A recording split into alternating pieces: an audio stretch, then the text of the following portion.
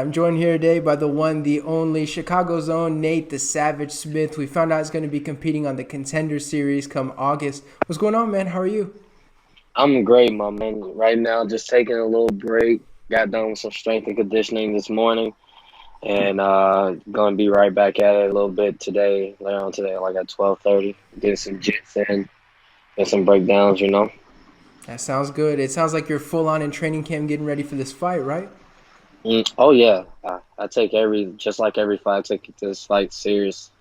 I don't underestimate no one, but at the same time, I know for a fact no one has an answer for me. So. And so, what was your reaction when you got, of course, the big phone call letting you know that you were going to be competing on the Contender series? First of all, when was it, and what was your reaction to it? Um, we kind of had an idea like months ago. It was just a matter of when we're going to get the call. Right. And then as far as when I did actually get the call about it, I was just like, okay, like it's an exciting thing. I had to it took a second to end up letting it sink in, but at the same time, I'm just so humble enough. I'm like, it's just another fight. I'm not gonna be like, oh, super excited for me getting this opportunity, which granted I am, and I'm gonna take advantage of it. But yeah, I just been waiting to continue to showcase my skill set because every fight I improve, I change, and I grow. I never settle. I don't like plateauing. So once I got the confirmation and then the bout with no hesitation, I just signed it. I was like, go ahead, let's do this. Well, it's an interesting thing too because obviously it's a big opportunity, but like we said, it's an opportunity. Like the job's not done. You still have to go out there and press in front of Dana White and stuff. Is that kind of part of it too for you? Like knowing that it's cool, but we're not quite there yet. Um, Honestly, it's in a sense it's to me it's kind of more of like a more of a developmental type ordeal. They just want to see it, and versus and then just to hear by mouth. Because everybody and their coach and their managers be like, "Oh, this kid is a new hot thing, yada yada yada," but go out there and get smashed by guys who, to me, some of them are mediocre. Uh, and that's me saying that arrogantly because some of the guys that's up in the UFC, obviously they deserving to be there, but some of them are just honestly lazy, man, and it shows that how much work they put in or how much time they really took to end up preparing for the bout. And then so if I have to go out there and show Dana White like, hey, I told you before and I'm gonna say it again, I am him.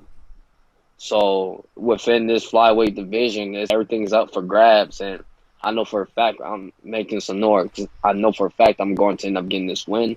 And for a fact, once he end up seeing my skill set, definitely going to end up getting a contract. But that's just wishful thinking.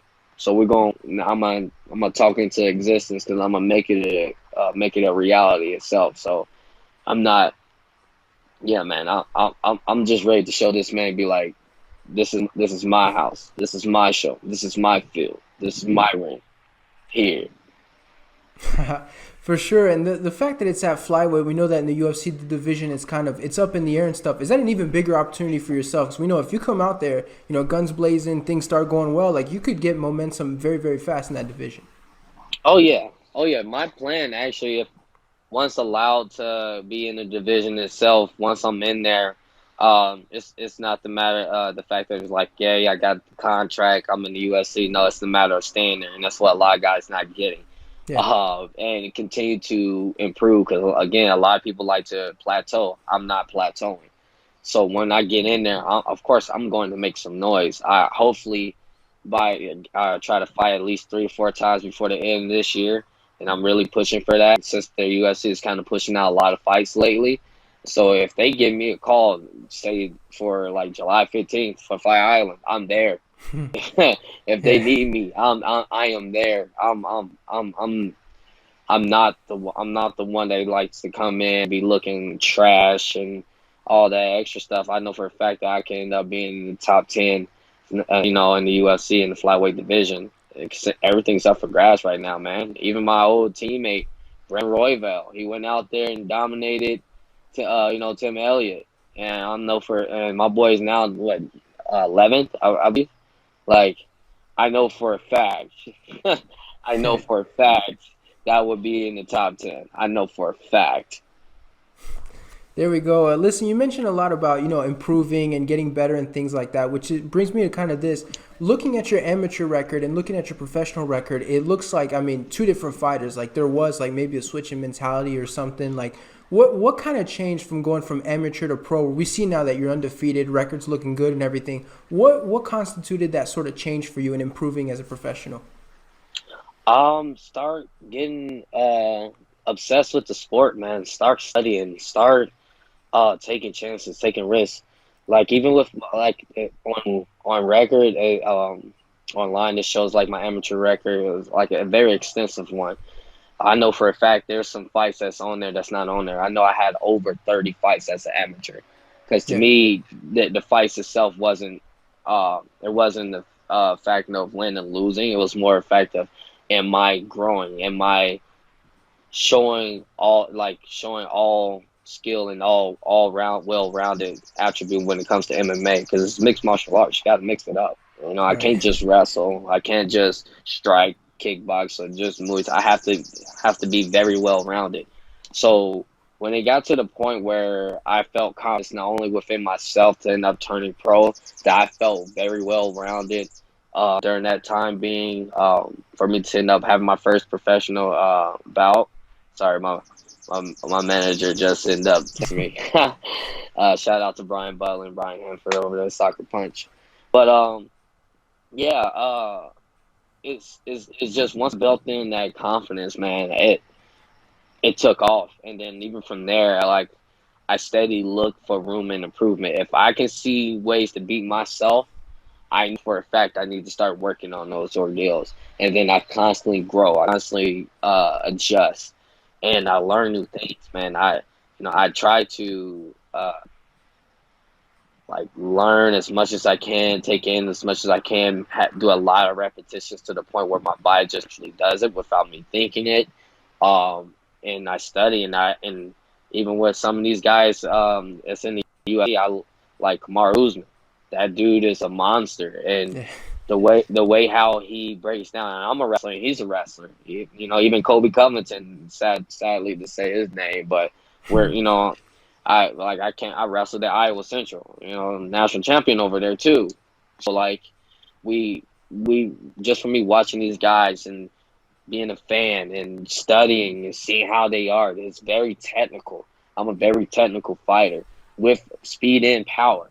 So I consistently grow, man. And like I said, when I got to the point of confidence, it was just like, okay, I'm ready. Let's do this. And then, sure enough, first pro fight, get it done, and mollywop that dude. And I really don't like him.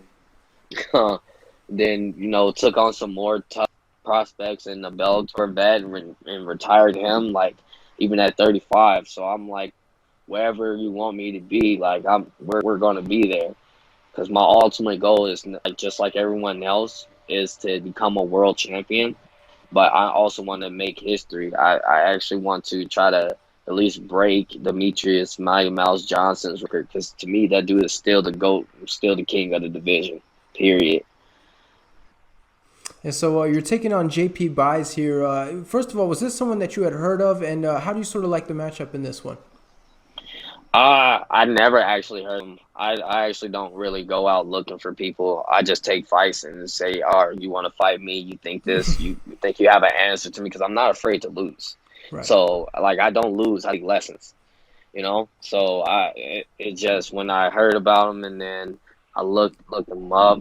I think it was 2012 or 2013 Greco World Champion, and then me being the 2011 USA Junior Olympic bronze medalist in Greco-Roman. So I think it's a great matchup. Bad matchup for him because he signed to fight me. So, so at the end, like it's going to be a fantastic fight because it's a fight that definitely needs to be watched. It's definitely going to be a battle. Uh, I know for a fact he's gonna try to make it into a wrestling match, and I'm gonna try to stop that. Stop that by all means. Because if you feeling uncomfortable, because you're not, matching the level of my striking, you're gonna go back to your main base, which is wrestling. And wrestling tip, even some of the top Division 1 All Americans and national champions had a tough time with me. And so, and even across the board, so it don't matter where you from. I don't care who you are or what your credentials are. Because as wrestlers, we don't care about rankings. We don't care about who you are. You're in our way. Bye, baby. All right, one Talking, last talking, question. talking my nieces. Yeah. All right, listen, one last question, and we'll let you go, but kind of an obvious one. But how do you see yourself getting the job done in front of Dana White, and what's the finish that's going to make him give you that contract? um, it's no particular finish itself. It's just gonna me just getting it done. No matter where in the fight, either first, second, or third round, or however many rounds Dana want me to do. If you want five, I give him five. So, uh, I will finish this fight once the opportunity gets it to it. So either I strike him, get to the point where I can submit him, or I just play knock him out, or just dominate him for 15 minutes or 25 minutes. So it really don't matter to me. Honestly, I'm just gonna go out there and fight how I fight my style, and dominate, man. And on every fight I show it. Every fight I show it. It doesn't really matter where aspect. I can even deal with some adversity and be calm, cool, collective. I'm not for to freak out. I'm not for to panic. I'm coming out there to win.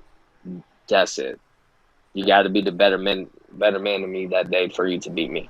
Like I have no excuses, none. All right, well, there we go. It's going to be a great fight. You know that. Hopefully, you can get the job done, get that contract in front of everybody. Thanks so much for the time, man. I really appreciate it. No problem. Thank you for having me.